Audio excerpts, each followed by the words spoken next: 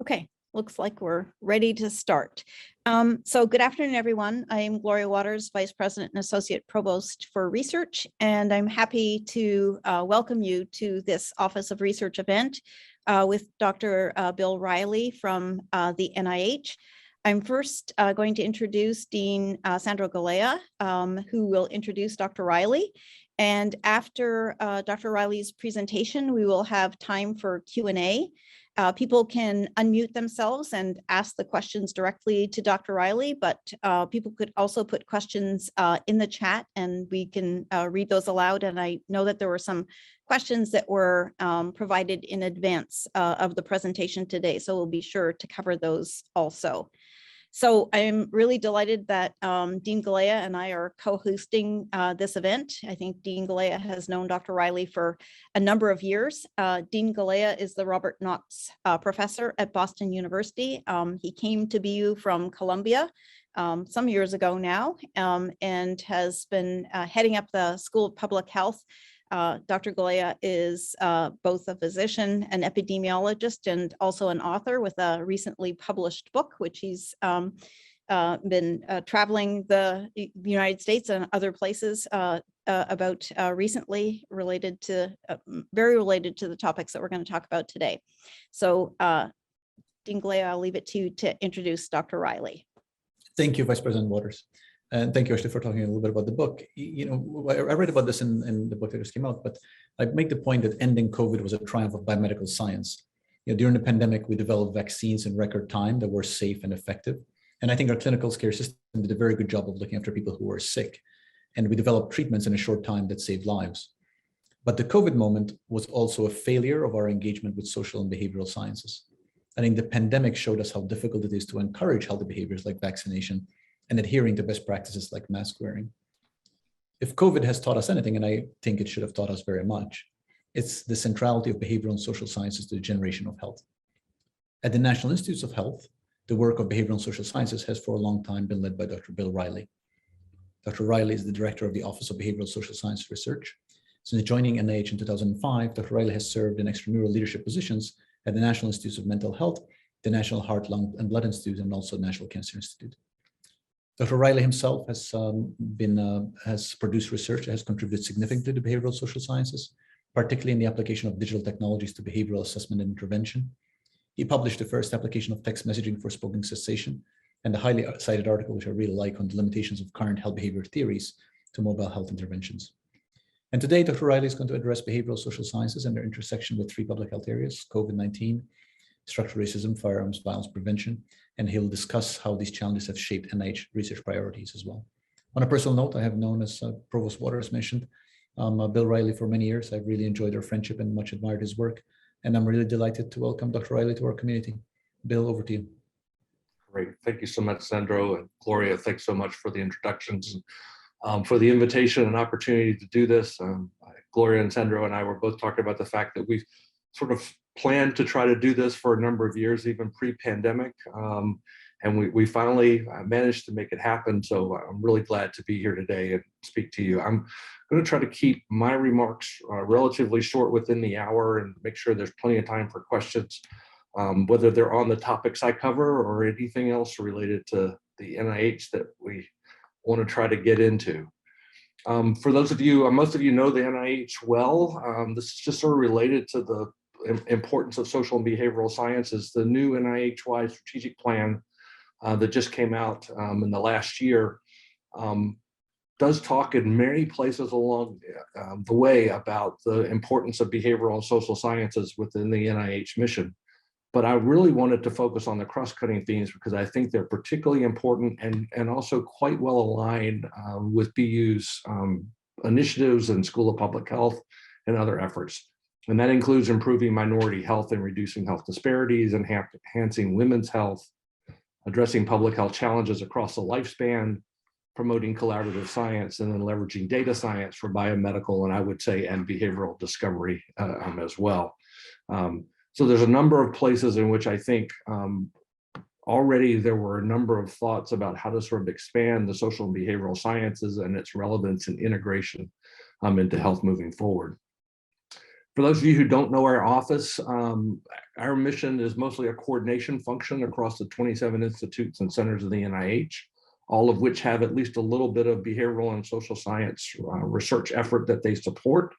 So it's that coordination effort as well as integration within the larger NIH research enterprise, and also enhancing the impact of health-related behavioral and social sciences research and communicating our work. And we have a scientific priorities in both that basic to applied translation and methods, measures, and data infrastructure, and in implementation science efforts. I just thought I'd briefly sort of give you a sense of funding for the behavioral and social sciences at the NIH. This is a breakdown of behavioral and social science research at the NIH over the years. As you can see, we've had sort of a nice increase over the last few years in the amount of funding for grants that have at least some component of behavioral and social science research. And that increase has also been true in the more basic behavioral and social science research that we support as well. And everybody wants to know how that breaks down by institutes and centers. There are some institutes and centers that are large supporters of behavioral and social science research, the National Institute on Aging, National Institute of Mental Health being the top two. But if you look all the way across the line, it is essentially a diverse group of ICs at the NIH that support behavioral and social science research. And this is just for FY21, so you get a sense of that among the almost 5,000 grants, new grants that we funded in FY21 in that area. To help us get a better sense of sort of the subcategories of behavioral and social science research that we fund, we did a natural language processing effort 2 or 3 years back now to see if we could carve out sort of areas of behavioral and social science research. And you see those 13 areas here, everything from addictive behaviors to stress, trauma, and resilience. One that I know Gloria will appreciate on language and communication disorders, but a number of areas in which we fund behavioral and social sciences research at the NIH. And if you look at that research by those areas, you'll note that there is, again, a fairly reasonable breadth of that research over the course of time. Attention, learning, and memory and social processes and determinants, as well as healthcare and disease management, healthcare services research, health economics research, that sort of thing, carry a fairly significant sort of proportion of the behavioral and social sciences research at the NIH. But again, all the way down through the group, you'll notice that 2 areas, and I'll talk about these later on, both based are research in sleep and also research in sexual behaviors probably are less represented than we would probably like for them to be. And I'll talk a little bit about a Council of Councils report that actually highlighted them as one of the areas in which we want to pay a little more of attention in the future. Okay. I won't spend much more time on this. If you want to kind of get a sense of, what is OBSSR and how does it fit into the mission of the NIH, et cetera, Susan Chakowski, who's now at the National Cancer Institute, and a number of wrote a paper a couple of years ago on key milestones during 40 years of behavioral medicine at the National Institutes of Health. And last year was my office's 25th anniversary. We were set up in 1995 through a congressional enactment. And so there's a paper on sort of what we sort of tried to focus on and do in the last 25 years. And in that reflection, I think important to recognize there's a number of things, but we sort of grouped them into 3 groups. One having to do with training the next generation of researchers in the behavioral and social sciences.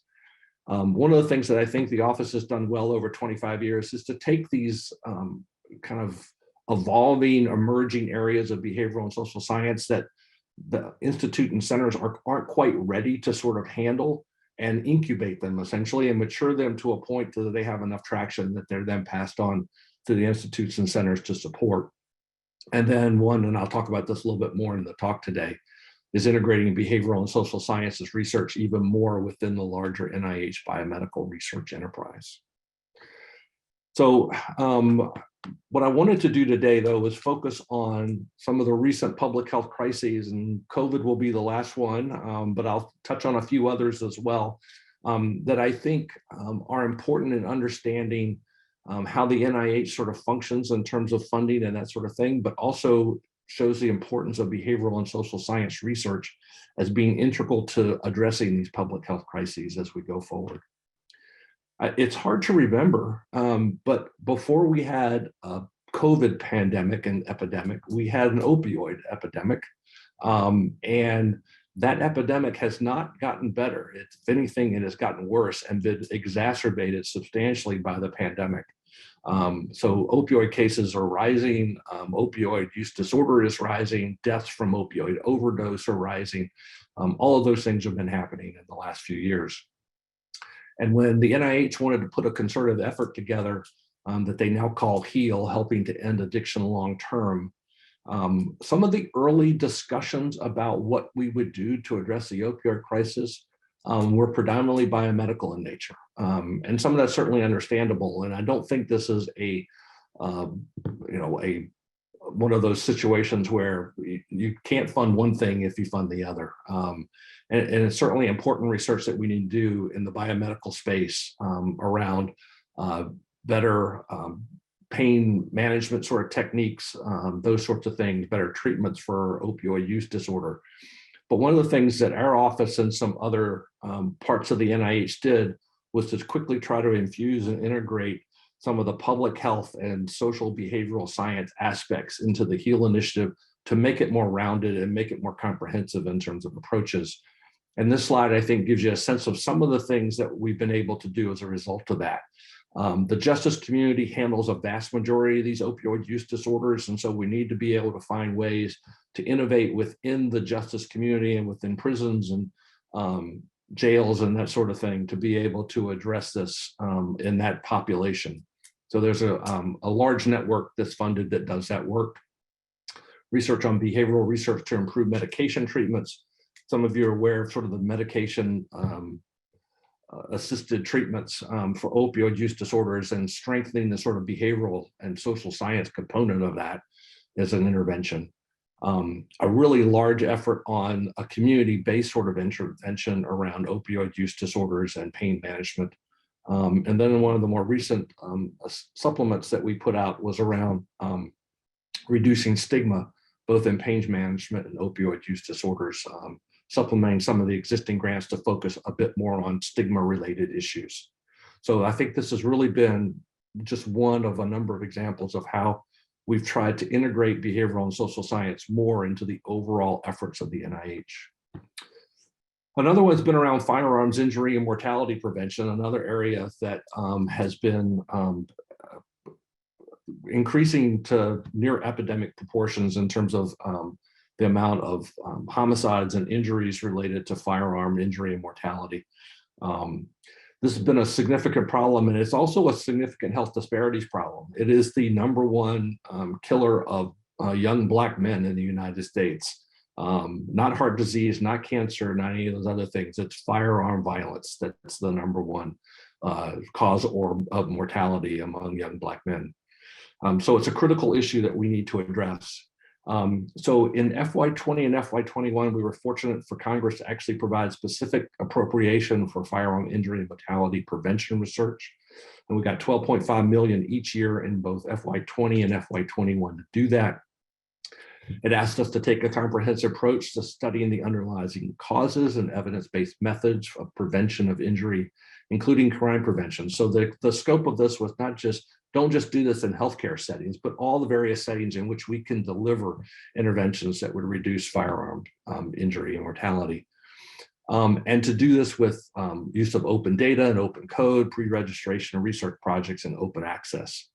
Of course, there's always the question of making sure that these are ideologically and politically unbiased research and that none of the funds are made to advocate for or promote gun control. I will just note here that my response to that every time anyone brings up that any of our research on gun control policies is advocating or promoting, it doesn't understand the science and doesn't understand how science approaches these issues in such a way that the job is to accept or even adopt the null hypothesis until proven otherwise, to embrace the counterfactual, and to assume for a large part of the project that you're actually not going to find what you're looking for. And that in no way is trying to advocate or promote gun control. It's actually trying to evaluate it and understand it in a rigorous manner. It's a very different sort of perspective. In FY20 and FY21, we funded a number of projects. In 20, we weren't sure where this money was going to go in the long term, so we did sort of 2-year R61 pilot awards for sort of initial projects. And we also had to build back up a research capacity in this area because it had been sort of ignored, or at least marginally ignored, for so long that we needed to just have research capacity in these areas. So we did some of that work in the early stages for the awards that we provided in FY20. And then in 21, we did some shorter term 3-year R01 awards. There's actually 10 awards. 8 of them were from the 12.5 million that Congress provided. And a couple of the institutes and centers, particularly National Institute on Aging, stepped up and funded some additional ones. But you get a sense here of sort of the breadth of the research that was funded in that space. I'll note that this year we're expecting the House markup has 25 million in it for firearms prevention in FY22. Now, as you know, we're under a continuing resolution in the government, so we still don't have an appropriation. February is an awfully late time to know what your budget's going to be when you've got to spend it by September the 30th. But we're trying to do as much advance work as possible. And one of those was to put out this notice of intent to publish a funding opportunity announcement, where we're going to focus on community-based interventions that are multimodal, multi-systemic to address firearm violence, injury, and mortality. So I just point that out to you for those who might be interested. Begin to spread the word. We're going to try to put together essentially a research consortium of community-based interventions with a data coordinating center that would be able to do some of that work. So we're looking forward to being able to fund that should we get the appropriation that we're anticipating we'll get after we get out of continuing resolution. The other area has been obviously in structural racism and a lot of the structural, systemic, and cultural racism issues that have been at the forefront of our thinking over the last year or two. I will say that NIH for many years has talked about this, discussed this issue, looked at things like the Ginther report, where we were underfunding African American and Black scientists relative to others, given their proportion of researchers in that field.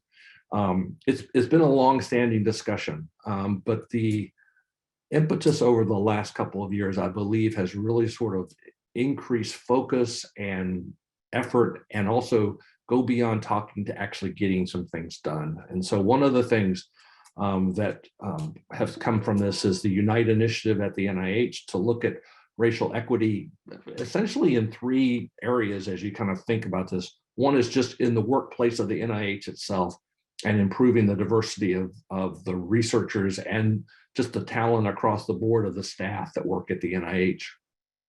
And then beyond that, the issue, again, about sort of extramural funding and making sure that we have a diversity of extramural funding, and then we're addressing some of the things that I think are in the way of underrepresented minorities adequately competing for research dollars at the NIH. And part of that has to do with just building up the infrastructure to be able to do that better, especially at historically Black colleges and universities, but also for us to be able to address some of the things that are sort of endemic in the way we review grants and applications. And that includes a familiarity bias among reviewers who, you know, they're not necessarily being racially biased, but they know the people they know, and they don't know the people they don't know. And they tend to kind of lean toward, well, if this person is somebody I know and I know their work and they're really good at what they do, we'll give them a little bit of a pass and we'll get them funded. And that's not the way we want to try to do business, because it also it exacerbates these disparities.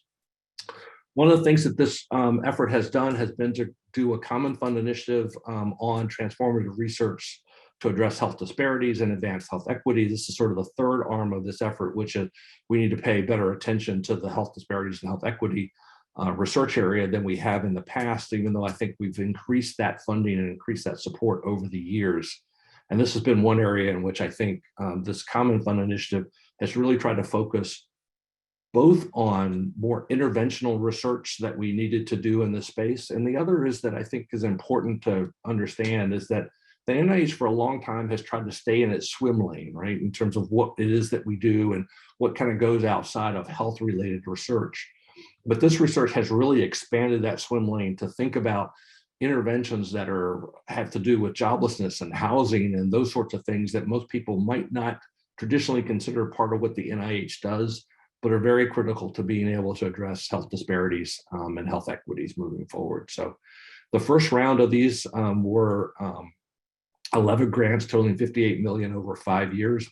And there's right now a notice of interest to publish a reissue of this on March 25th for a receipt date for that. So those of you who are interested in that area, this would be a great opportunity to put in some innovative research that addresses this issue.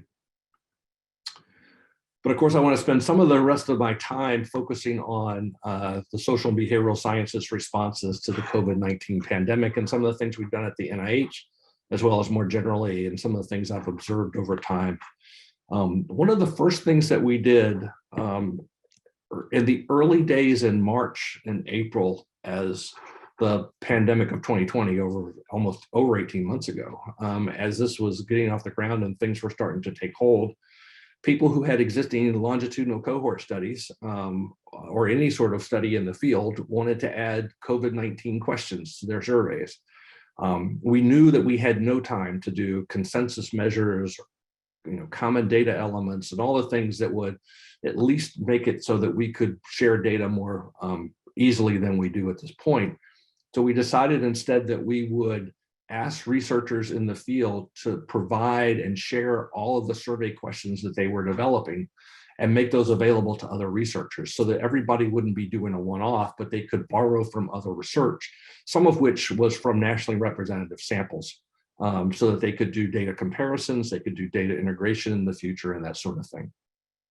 So there's now over 100 plus surveys that are now available on both the Phoenix Toolkit site and also on the DR2 Disaster Research Response site to allow people to be able to pull from existing surveys that have been done, use similar sort of survey items as they're doing that work, and also and especially on the Disaster Research Response portal to actually look at the methodologies and the other approaches so you can borrow from and be consistent with some of the other work so that we can build on each other's research as we move forward.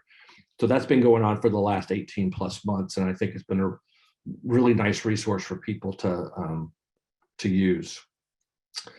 The other thing that happened fairly quickly at the beginning of the pandemic was the NIH got everyone together, all the institute, center, and office directors, and said, what are some of the cross-cutting things that we need to address? And there were some of the obvious ones that testing, vaccination, development, all of those sorts of things. But one of the ones, and I felt really good about this, is that one of the ones that rose to the top, and actually it was 3 initiatives combined into one, was on the social, behavioral, and economic impacts of COVID-19.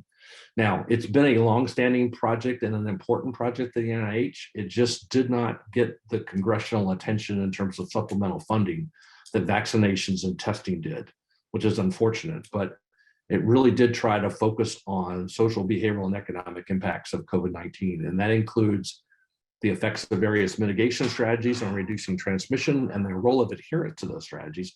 And I think that's a particularly important point. Some of the early modeling that we saw coming out about various mitigation strategies and what its impact would be of transmission, modeled those as if there was 100% adherence to those mitigation strategies, which we know is wildly optimistic, and that we need to understand better what's the role of adherence to these strategies and whether we can increase adherence or decrease adherence to them.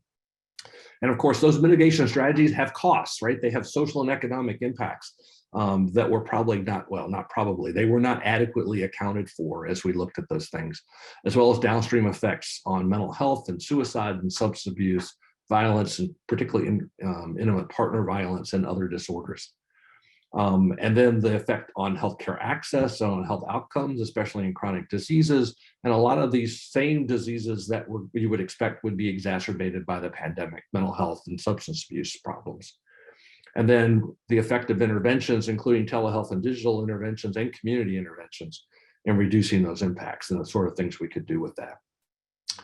So over the course of the last 18 months, and this has been a coordinated effort between OBSSR, NIMH leadership, NIMHD leadership, NIA leadership, and NINR, National Institute of Nursing Research, pulled together a consortium of 24 institutes and centers who all sort of basically with their existing resources added to the pile of funding along with money from the Office of the Director to jumpstart these efforts. We funded a number of supplements right out of the gate, talked about data harmonization issues, and published a commentary on some of the early work in that space. Published intervention PARs, both for digital health and community interventions, and we funded over a dozen of those at this point, as well as a number of supplements. And then we've also, in the data science space or the population level data science space, developed and recently funded a consortium of population data science centers along with a data coordinating center to look at a number of these sort of population level impacts on mitigation and COVID and related things. And also some smaller projects that we did funding the National Bureau of Economic Research and then the IHME to study various sort of disparities issues and economic impacts of the pandemic. We switched to testing for a second. Testing was a really large component of the NIH effort, and we received a substantial amount of funding from Congress, supplemental funding specifically for testing research, 1.8 million altogether, billion, excuse me, 1.8 billion altogether. But one of the four efforts, and all of these efforts I think have been very impressive in terms of what they've been able to do and how they've been able to do it.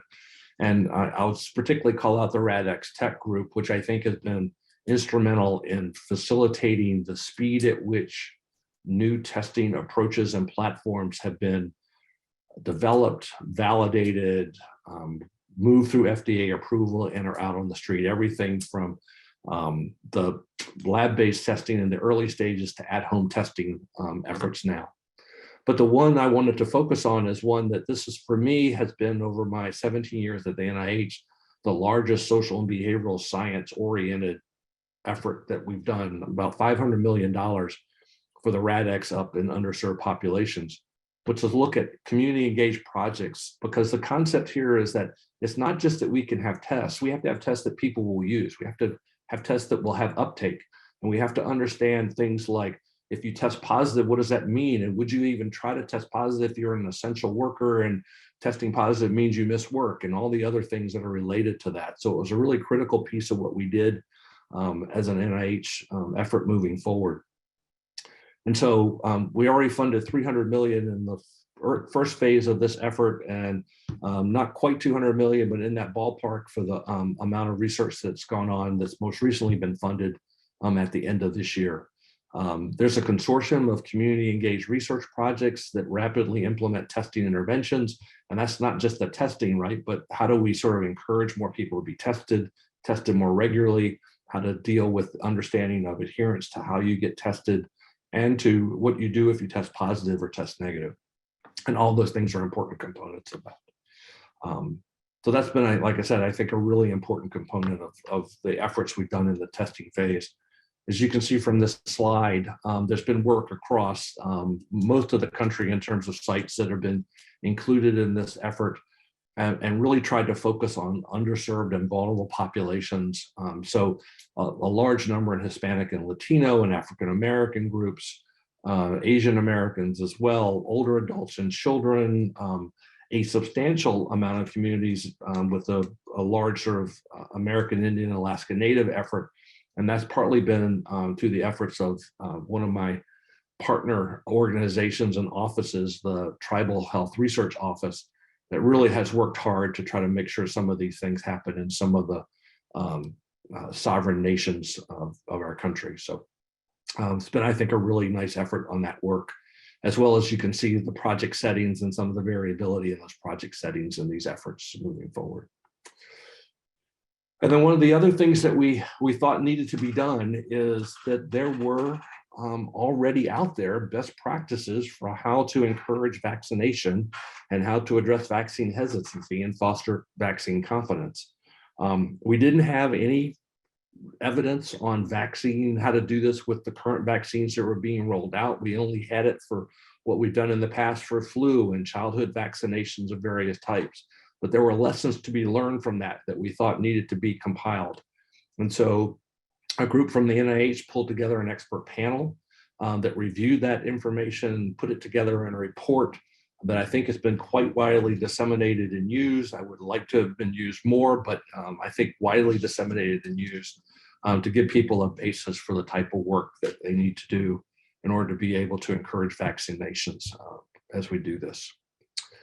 Some of you might recognize this guy. I was thinking about sort of reflections on, the last 18 months and what we've learned and what, particularly in the social and behavioral sciences, we learned. And Sandro actually put out a piece in Nature Human Behavior just last month or the month before that got published on a better science for better decision making in future crises. And among the points he made, I think, are sort of three sort of take-home messages that I think are important. One of them, and this is related to that vaccine communication report, what we do needs to be grounded in prior research and an expert input that's based on that prior knowledge. And we try to do that with the vaccine report, but I think there are many places in which we did not adequately think about the application of prior knowledge and how it might be used moving forward, or sufficient expert input in some of those things as they were being done. And so, being able to think through that a little bit more and better utilize the prior research that we have, be able to distill it into something that's useful. NSF and the National Academies also had what they called the Sean Initiative, which also provided almost real-time expert input. If someone had a question and they wanted to know, from a social and behavioral perspective, what would be the impacts of this? And they would pull from the most recent data that we have and the wealth of data that we have. But I don't think we've grounded ourselves enough in prior research. And the other part of this is, and I've said this in multiple meetings at the NIH, is that we got caught with our pants down because we did not adequately fund enough social and behavioral research relative to infectious disease mitigation and control to be able to be ready for this pandemic when it happened. And we need to do a better job of that moving forward. There's no question about that. The second point had to do with humility about what we know and the boundaries of our knowledge. And I think you can see on a day-to-day basis as you watch the news that humility is not in great supply, and that many people sort of stretch the boundaries of what they know and how they know it. And I think this is a critically important problem. And you can see it come out in a lot of the things that happened over the years, over the last 18 months. So for instance, initially we said, we don't know that masks are really going to be that helpful. We probably don't need to wear masks. And that was partly because of concern about all the N95 masks running out prematurely and healthcare workers not being able to have them, which we should have just said up front. And the other is that the data from flu and other respiratory infectious diseases really was fairly mixed. I mean, it really wasn't very clear from prior data that regular mask wearing would actually do anything to impact the pandemic and its transmission. We know better now, right? We have more data on that, and we're able to say more about the impact of mask wearing, especially indoors, on reducing transmission. But we didn't know a lot at the beginning, and we should have said we didn't know a lot. And what we knew was based on not COVID-19 or the SARS-CoV-2 virus, but on other viruses that are quite different. The other thing that we got wrong early on was that we said, remember all the times that we were cleaning all of their groceries and sanitizing everything that came in the door as a package before we realized this is not like the flu, which really does contract very much via surface transmission, but much more of a respiratory sort of process for the SARS-CoV-2 virus. And as a result of that, we misled people a bit in being sort of overly worried about sort of surface transmission when it wasn't that much of an issue. But again, we have to be humble about that when we bring our data out to the front. And the other is that science is only part of that decision-making input. That I cringe every time I hear somebody in the government say that they're following the science, because you can't do that blindly, right? You have to follow the science, but also understand that there are other factors that you need to consider beyond the science, some of which are just straightforward sort of values of human life that we need to consider, that you don't need a scientific proof in order to be able to address. So a number of things that I think are important in that article. So thank you, Sandra. I'm going to add a few to those because I think there's a number of things that, as I reflected on this, that I think are important. One is we need to really sort of strengthen our education in elementary and middle and high school and beyond about what science is and what it is not, and how to be better consumers of scientific findings and scientific information. And the box on the right is just one example of many. Right, everybody at the beginning when Pfizer's vaccine first came out said, you know, the Pfizer vaccine is 95% effective, or 94% or 93, whatever the number was, depending on how you read the data.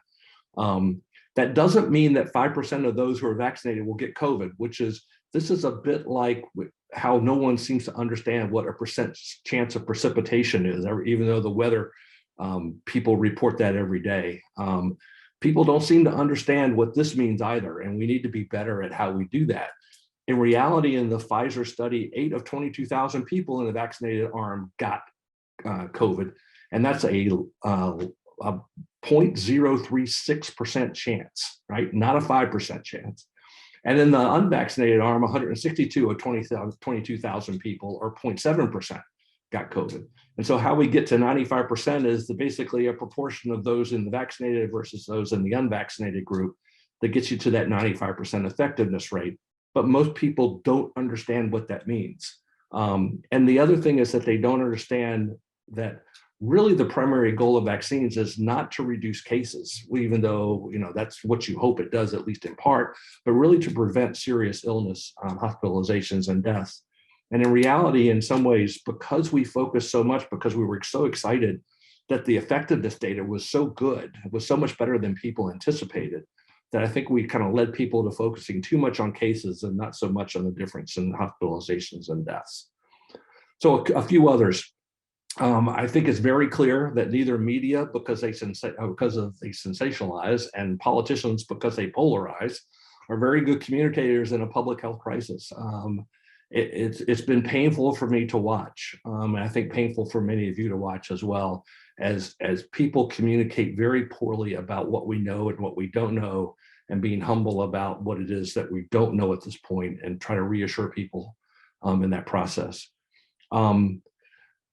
The other thing that sort of has struck me is that if you look at social and behavioral public health strategies, like the mitigation strategies that we've performed very quickly, we don't get the rigorous scientific testing that the biomedical strategies receive, right? So people said, we need to wait a year plus for us to do the research on these vaccines before we know from a large randomized controlled trial what the safety and efficacy is, so that we can then make them available to people.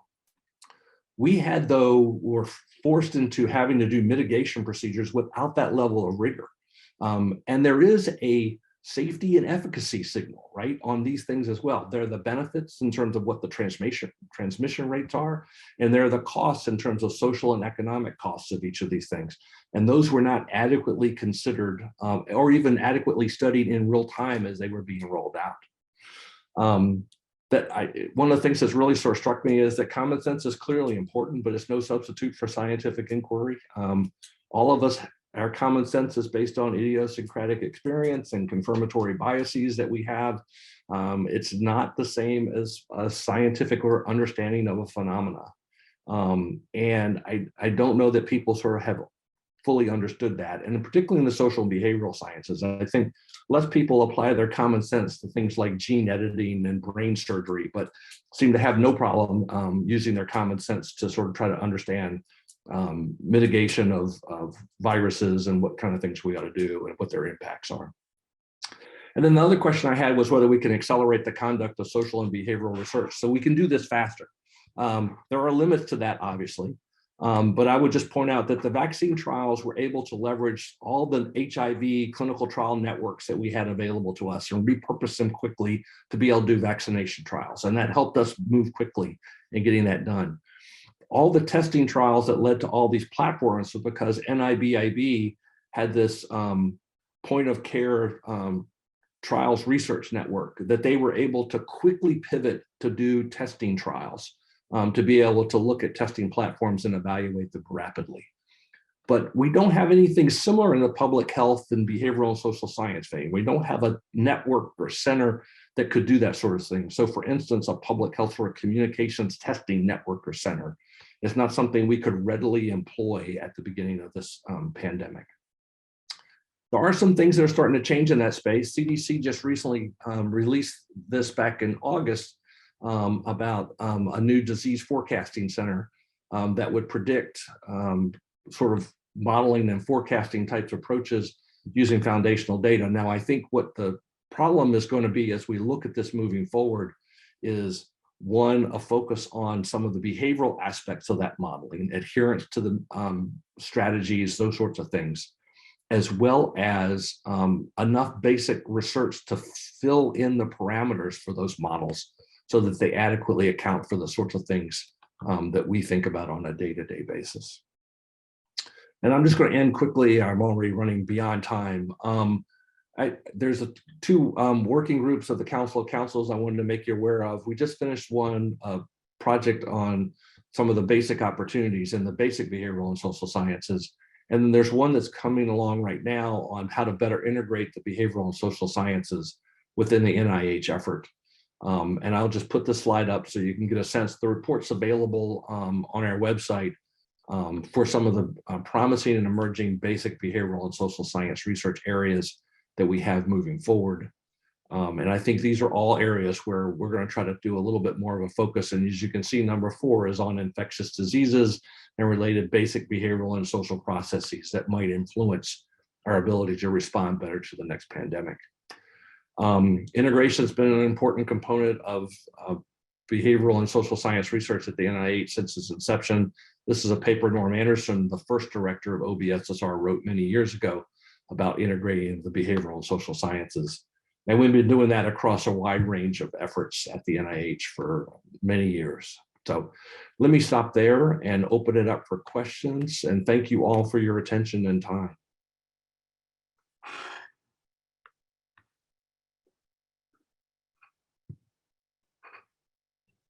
Thank you, Bill.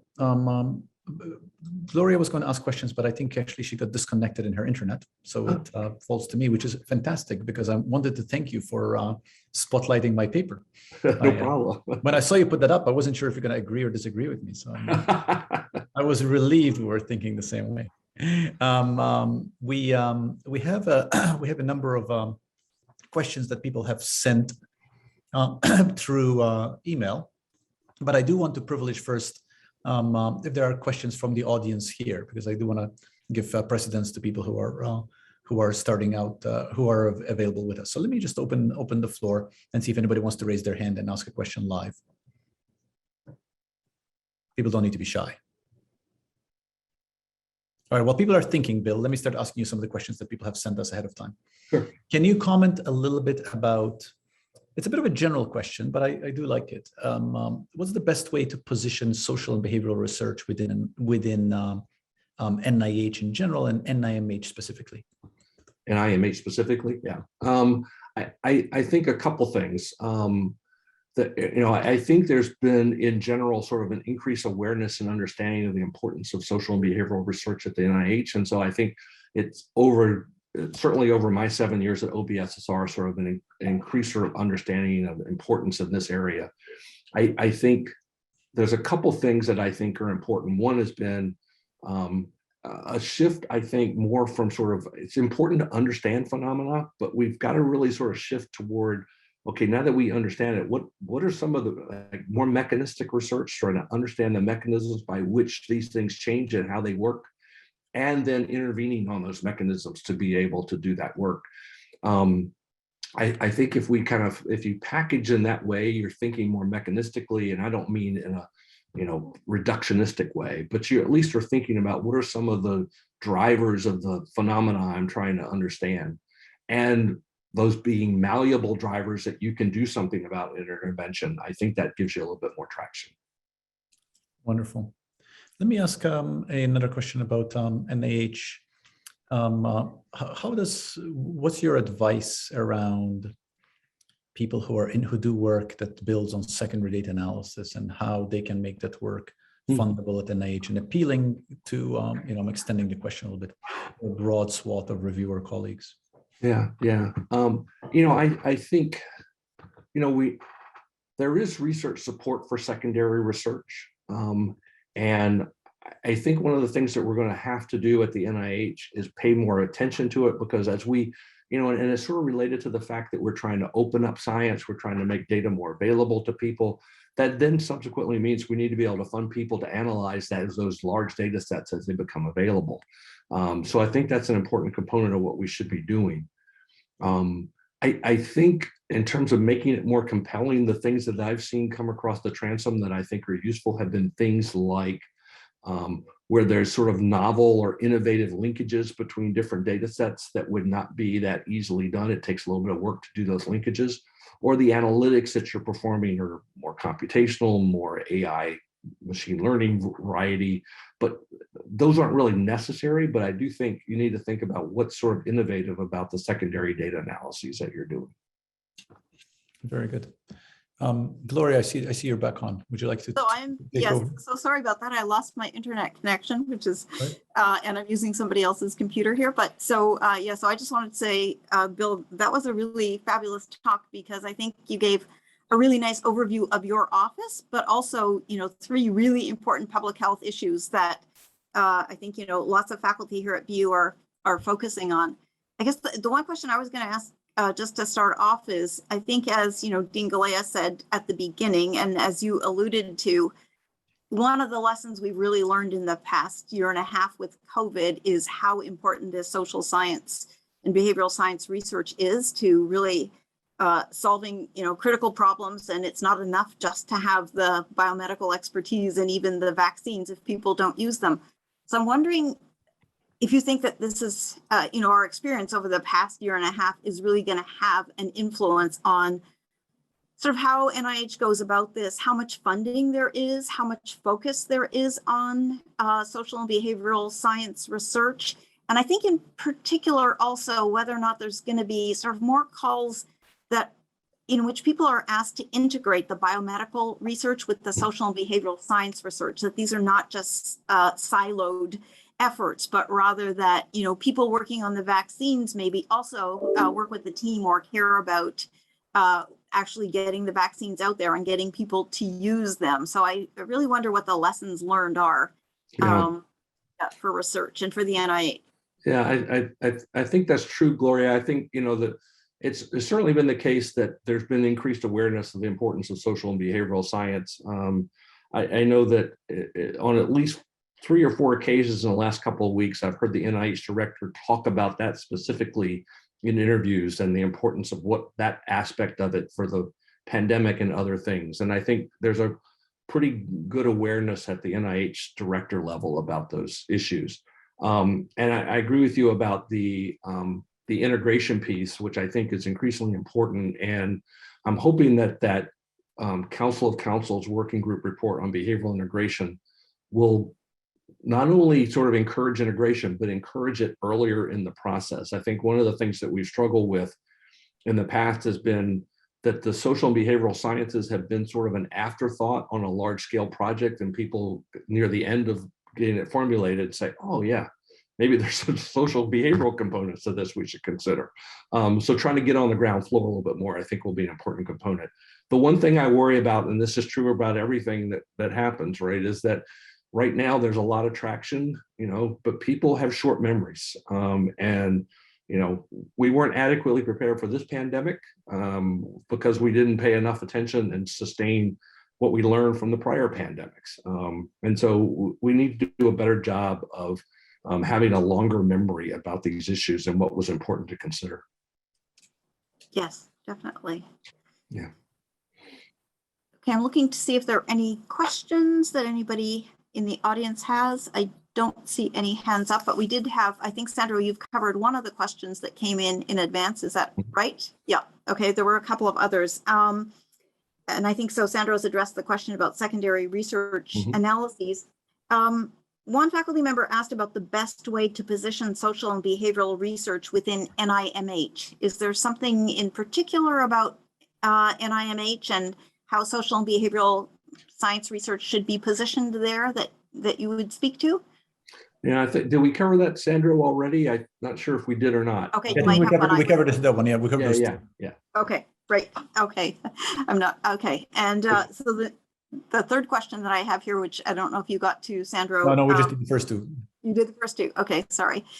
Is about whether or not there have been any breakthroughs in the area of genetic or neural mechanisms of behavioral decision making. So it's sort of more about the science of, what you know has been found recently about behavioral decision making and sort of its underpinnings, both neurologically and genetically. Yeah, I think of the two, probably more so on the neuroscience side than the genetic side. I think that's one area where we need to have sort of greater integration, is sort of in the behavioral genetics and gene by environment expression and epigenetic space. And I think that's one area that we need to strengthen a bit more. On the neuroscience side, I think there have been a number of breakthroughs, and they've been related to some of the work in the Brain Initiative to develop new tools that allow us to, in a more temporally dense and accurate way, sort of track neurocircuitry activity in real time, right, as people are doing things. Yeah. And I think that work in the first 5 years of the Brain Initiative has now sort of laid the groundwork for people to use some of those tools to be able to pair that up with temporally dense sort of behavioral data, right? What actually are people doing? What are they thinking? How are they behaving? What are their cognitive processes? And so, I think increasing work on event representation and on memory retrieval processes and some of those things that I think have been partly the result of the Brain Initiative developing tools to be able to assess the brain function better than we have in the past. Yeah, so that's interesting in relationship to sort of the various aspects of research that your office has funded, the top level having been in the area sort of cognitive factors and those sorts of things. So I guess the question is, will there be an increased emphasis on those aspects of behavioral decision making and funding? Yeah, I think so. Partly because, sort of decision-making uncertainty has been kind of what we've been doing for the last 18 months, right? This decision-making and uncertainty. So that area of research, I think, is going to end up being strengthened as part of this. Some of the behavioral econ decision-making approaches is related to that as well. And that's understanding it both at a, and this is where I think people kind of misunderstand mechanisms sometimes. Mechanisms both at the neurological end of the spectrum, but also mechanisms at the contextual environmental end of the spectrum, right? And some of the things that drive those influences environmentally, socially, and culturally as well. So those are important components to consider. Okay, so one of the other questions that we have here relates to basically sort of the balance between using big data to answer questions as opposed to sort of more personal patient engagement as a source of understanding social determinants of health, and whether or not you have some sort of sense about the relative importance of those two different types of data, and whether or not the answers to these really important public health questions are going to depend upon a good balance of sort of both those types of data as we move forward. It's been interesting. I mean, obviously, there's a lot of excitement now in the big data space, right? Integrating and linking administrative data sets and sensor data and lots of data from lots of different directions, and being able to integrate that and then analyze it using some of the sort of cooler predictive modeling tools that we have available to us, both computationally and the AI related approaches as well. And NIH has really sort of focused on that space, including in the data science area, right? And sort of expanding our data science capabilities to be able to do that work. But that has to go hand in hand with more intensive, small sample data. I came from an operant conditioning background, right? We did single subject designs all the time, right? And being able to understand, and we have this capability now, right? To be able to understand not only differences between people, but differences within a single individual over time and what influences them to change their behavior is also a pretty critical piece of this. And I can't remember who the authors were, but I was reading a study about smoking cessation and stress research where, or not smoke, but just smoking urges and stress. And the sample was only 25 people, but they followed them intensively over a month to look at relationships of stress and smoking urges and how those happened, and actually found some interesting data about even things like sort of even almost sort of latent classes, just different subsets of people who respond differently to stress responses, and whether they had an urge to smoke or not. So there's some, just in small samples, I think there's some important things that we can do as well.